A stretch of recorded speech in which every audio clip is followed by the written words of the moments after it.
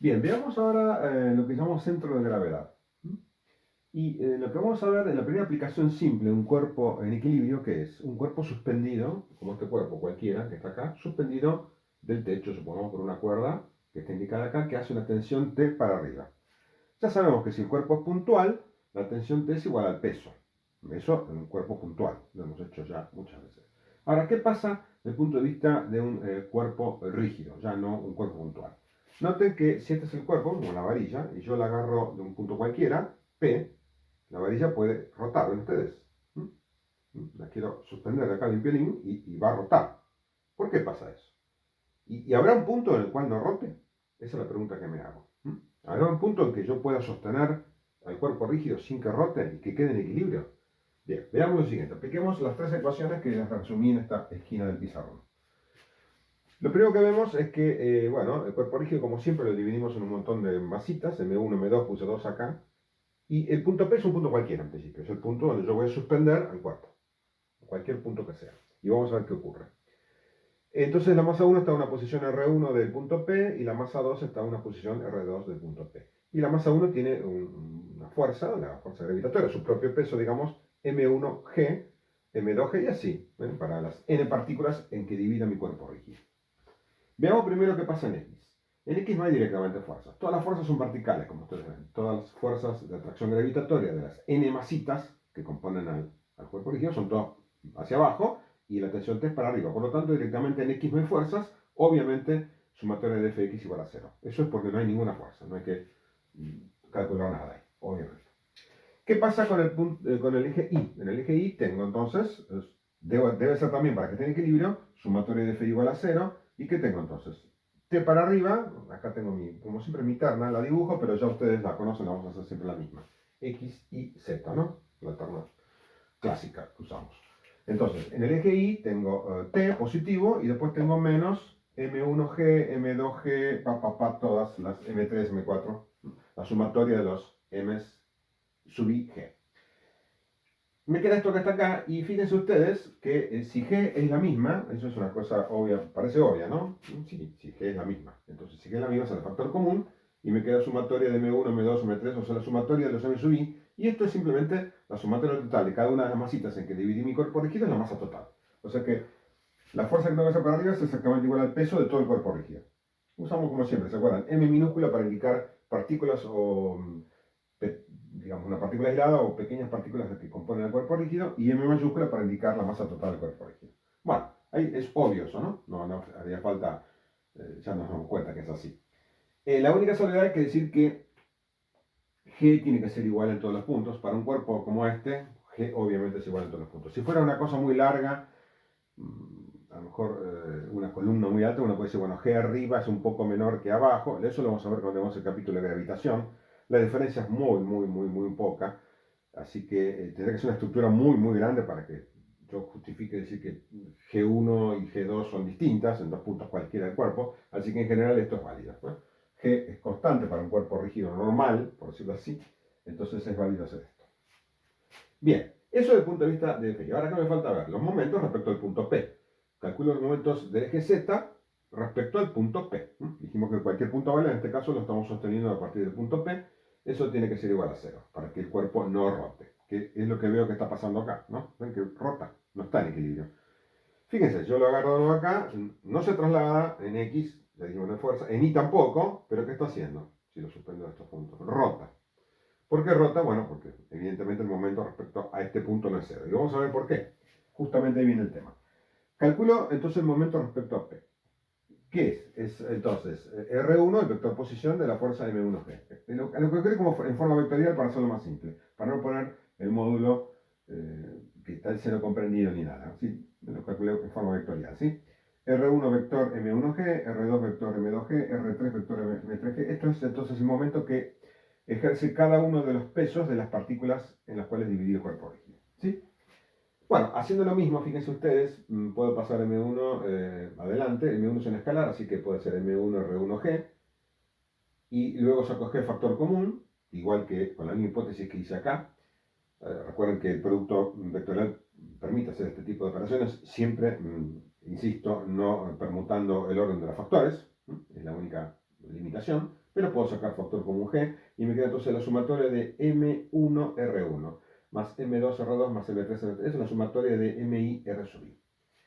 Y si yo quiero ahora que el momento alrededor de P sea cero, ¿qué tiene que ocurrir? Tiene que ocurrir que esta sumatoria tiene que ser cero. G no es cero, por supuesto, ¿no? Entonces, tiene que ocurrir que esta sumatoria es cero. ¿Y qué define esa sumatoria? ¿Mm? Yo lo escribí acá, pero ustedes recuerdan que la posición del centro de masas, aquí era igual 1 sobre M por la sumatoria, justamente, de MI RI. Esto lo hemos visto un tiempo atrás cuando vimos sistema de partículas, que definimos el centro de masa de un sistema particular o de un cuerpo rígido, por supuesto, ¿no? Entonces, esta es la posición del centro de masa. Fíjense ustedes que requiero que esta sumatoria sea igual a 0. Bueno, 1 sobre menos 0, por supuesto. Esta sumatoria es igual a 0. Si esta sumatoria es igual a 0, ¿qué significa? Que RCM vale 0. Si RCM vale 0, ¿qué significa? Que la posición del centro de masas respecto al origen este P, que tome como origen, ¿no? Ahí, ¿sí? Donde están midiendo todos los R, es justamente el centro de masas. Este punto es el centro de masas. P, entonces, ya para que ocurra que el momento es igual a 0, tiene que ser ¿qué cosa entonces? El centro de masas. Si el punto de suspensión no es el centro de masas, es otro punto cualquiera, esta sumatoria no va a ser 0, y entonces va a haber un momento y el cuerpo va justamente a rotar, que es lo que está ocurriendo aquí. Si lo tomo de cualquier punto que no sea el centro de masas, el cuerpo rota. ¿Ok? ¿Sí? ¿Qué tengo que hacer para que no rote? Suspenderlo del centro de masa. En cualquier posición que lo ponga, va a quedar en reposo. Como ustedes ven, va a quedar en equilibrio. Pero tengo que tomarlo del centro de masa. Como esto es un cuerpo simétrico, bueno, va a estar justo en el centro en este caso, ¿no? Si fuera, por ejemplo, en el caso de un cuerpo como este, que es asimétrico, bueno, si lo tomo de acá, ven, ahí en el medio no va a ser así, ¿no? Tendré que tomarlo más de acá, más asimétrico, porque bueno, no es simétrico el cuerpo, el centro de masa va a estar ahí, ¿ok? Me doy cuenta enseguida, ¿sí? ¿Ok? Bien. ¿Qué me sirve esto también? Una cosa interesante, cómo hallar el centro de masas de un cuerpo así, asimétrico, en forma, en el laboratorio. Entonces, borro un poco acá. Y fíjense una cosa. Si yo quiero calcular entonces el centro de masas de un cuerpo cualquiera como este, ¿qué va a pasar? Si yo lo suspendo de un punto cualquiera, ¿sí? Ahí voy a tener aplicado entonces la tensión, que dijimos acá, y si por acá está el centro de masas, va a estar aplicado el peso, dijimos, ¿no? Y por eso entonces rota, ¿no? El peso, recuerden entonces, que tiene que estar aplicado en el centro de masas, ¿no? Como hemos visto recién. Y por eso si lo suspendo del centro de masas, acá, ¿no? Acá está entonces el resultante total de mg, y entonces no hay momento respecto al centro de masas, como ustedes ven. Las dos fuerzas pasan por el centro de masas y no hay momento, ¿sí? Por eso el cuerpo no rota. Esa es la conclusión que sacamos de lo que hemos visto recién. Entonces, tengo que suspender el centro de masa. Si no lo suspendo del centro de masa, lo suspendo en un punto cualquiera P, como ustedes ven acá, ¿sí? ¿Qué va a pasar? El cuerpo va a girar porque hay un momento respecto al centro de masa, ven ustedes, en este punto P. La fuerza, el peso, digamos, si está en la posición respecto al P del centro de masas, ejerce un momento, como ustedes ven, ¿sí? RCM para allá, MG para allá, momento entrante, hay un momento entrante, ¿sí? Hay un momento entrante, tau G, debido al peso. Perdón, el momento, discúlpeme, el momento va a estar no acá, sino obviamente donde está la suspensión, le dibujé mal, ahí está, ¿no? Momento entrante, tau G, lógicamente va a estar donde está suspendido el cuerpo, ¿no? Entonces, repito, R para allá, MG para allá, tau entrante, el tau entrante hace que el cuerpo gire, ¿sí? Para atrás, que es lo que hemos visto recién. Lo estoy suponiendo así, entonces lo suspendo en este punto, P, el centro de masa está por acá, ¿y qué hace el cuerpo? ¿Ven? Tiene un momento que lo hace girar para allá. Momento entrante lo hace girar para allá. ¿Observan? Ahí. Lo suspendo de acá. ¿Ok? ¿Hasta cuándo va a girar? Bueno, esto va a oscilar en una cosa que vamos a ver en la próxima unidad. Va a ser oscilaciones. Si no tuviera rozamiento es como un péndulo esto. Va a ir, volver, volver. Pero por rozamiento algún día va a terminar en una posición. ¿En qué posición va a terminar? En la posición en la cual el momento sea cero, para que no gire más. ¿Y cuál es la posición en que el momento sea cero? Si acá tengo el cuerpo de nuevo, lógicamente, no lo estoy suspendiendo del centro de masas, como ustedes ven, sino del punto P, entonces, acá siempre, en cualquier posición, como vimos, perdón, repito, acá siempre está en equilibrio. Si yo lo suspendo del centro de masa, siempre está en equilibrio. ¿Por qué? Porque, digamos, la distancia entre el centro de suspensión y el centro de masa es cero. Entonces, no va a haber nunca momento, en cualquier posición que esté, ven ustedes, ¿no? Por eso siempre está en equilibrio. Acá no va a ocurrir eso. ¿Mm? Como hay una distancia entre el centro de suspensión, que es P, y el centro de masas, acá donde lo suspendo y acá el centro de masas hay una distancia, entonces el momento podría existir siempre. ¿Cuándo no va a existir? Cuando justamente la fuerza, que es el peso, ¿no? Y el brazo ese de palanca estén alineados, como ustedes ya saben, y no va a haber momento. Entonces, fíjense en qué posición no va a haber momento, en que MG sea así, ¿ok? Y entonces esta posición sea así, y entonces el momento es cero. No porque no haya, digamos, distancia entre el punto de suspensión y el centro de masas, sino porque forman un ángulo de 0 grados en ese caso. ¿Ven ustedes? Entonces el cuerpo, ¿qué va a ocurrir? Va a rotar y va al final detenerse. ¿En qué lugar? En el lugar donde el centro de masa va a estar por debajo del centro de suspensión. ¿Sí? ¿Se entiende? ¿Para qué? Para que el momento sea cero. Repito, el momento en este caso, ¿por qué es cero? Porque esto y esto son paralelos. Aquí, ¿por qué el momento siempre es cero? Simplemente porque no hay distancia entre la fuerza mg y el centro de suspensión. Ahí siempre es cero, no hay distancia. No hay momento de ninguna manera. Nunca hay momento. ¿Ven ustedes? Pero si lo suspendo por otro punto, ¿cuándo no hay momento? Cuando el peso que está hacia abajo y la posición respecto al punto P de suspensión están en la misma dirección. ¿Ven ustedes? Entonces ahí el momento es cero. ¿Sí? Es otra forma, ¿no? Distinto a esta. Entonces, ¿qué ocurre? Si eso es así, siempre que lo suspendo y espero que el cuerpo termine de oscilar, de moverse como un péndulo y quede quieto, el centro de masa va a estar por debajo eh, del centro de suspensión. Entonces, ¿cómo puedo, si yo tengo un cuerpo cualquiera ahora, cómo puedo en el laboratorio encontrar dónde está el centro de masas?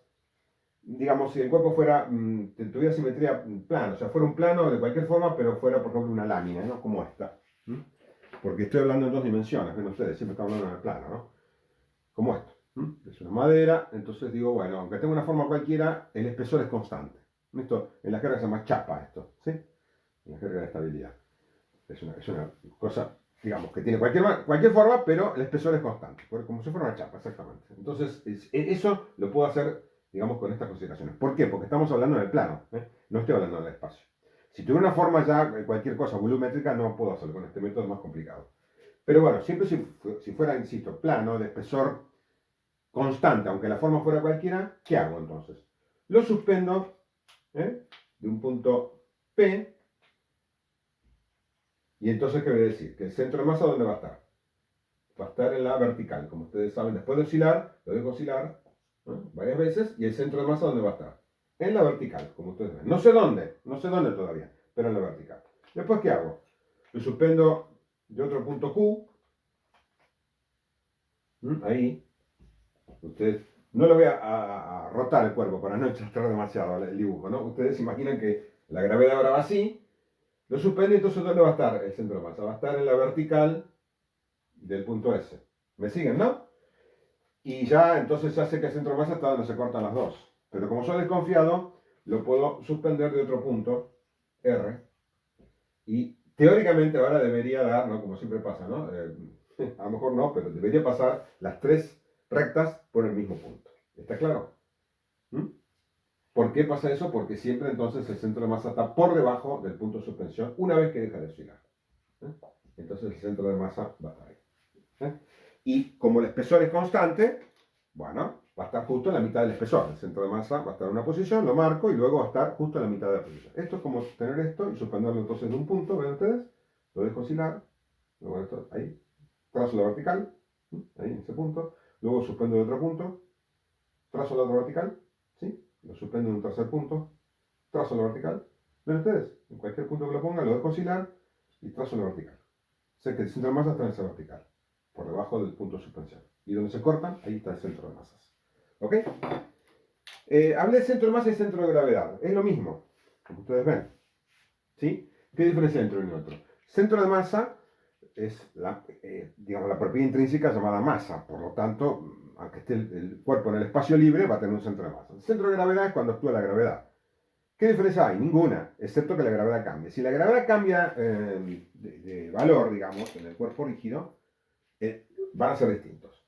Imagínense lo siguiente. Si la gravedad es igual, el peso, puedo sacar factor común G y entonces ¿qué me queda? Centro de masa. Centro de masa y centro de gravedad son lo mismo, porque el centro de masa multiplicado por el G me va a dar el centro de gravedad. Pero fíjense qué pasa si la gravedad fuera distinta. Supongamos que tengo un cuerpo así, ¿no? Y de este lado, más arriba, digamos, la gravedad es mayor que, perdón, es menor, discúlpeme, la gravedad de arriba es menor que abajo. Entonces, ¿qué va a pesar más? Si yo, el centro de masa está justo en la mitad porque es un cuerpo simétrico, va a pesar más esta parte porque está más cerca de la Tierra que esta. Entonces, ¿dónde va a estar el centro de gravedad? Fíjense, si esta parte pesa más que esta, el centro de gravedad se va a correr un poco hacia acá, porque es más masivo esta parte, perdón, no es más masivo, discúlpeme, más pesada esta parte que esta, no más masiva. Más masiva es igual, porque digamos que es homogéneo el cuerpo. Entonces, es tan masivo de un lado como del otro, desde el punto de vista del centro de masa. Pero desde el punto de vista del peso, pesa más esta parte que esta. Por lo tanto, para equilibrar, el centro de gravedad se va a correr un poco respecto al centro de masa. ¿Se entiende? Eso sería si la gravedad cambia. Y ahí entonces tengo la diferencia entre centro de gravedad y centro de masa. Pero para nosotros, como G es constante, como ustedes vieron en las ecuaciones anteriores, al sacar factor común G, el centro de masa y el centro de gravedad es exactamente el mismo punto. ¿Ok?